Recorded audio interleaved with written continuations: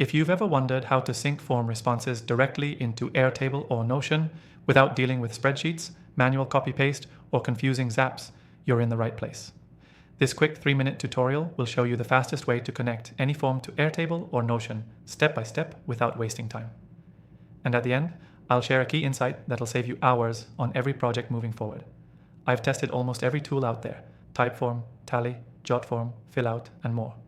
And only one gave me a seamless no-code setup that works in minutes. I'll show you exactly how to use it. And if you want to follow along, there's an exclusive free trial just for viewers of my channel in the description. Here's how it works. Start by creating your form. You can use any modern form builder that supports integration. Some even offer templates for syncing with Airtable or Notion. Once your form is ready, make sure you've labeled each field clearly. These labels will be used to map data into your database. Next, open the software we'll be using, links below for the free trial, and connect your Airtable or Notion account. For Airtable, all you need is your API key and base URL. For Notion, log in and grant access to the specific page or database where you want the responses to go. Now comes the fun part: mapping your form fields to the Airtable or Notion fields. In the software, you'll see a simple drag and drop interface or drop-down menus where you just match each form input with its destination field. This step is crucial. Double-check that text goes into text, dates into date fields, and so on. Once mapped, turn on Live Sync or Auto-Submit. This means every time someone fills out the form, the data will show up instantly in your Airtable or Notion workspace.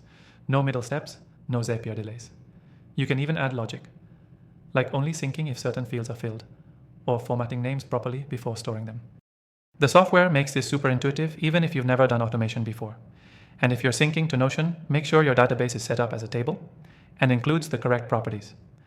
Notion is a bit more sensitive to structure than Airtable, but this tool handles both smoothly.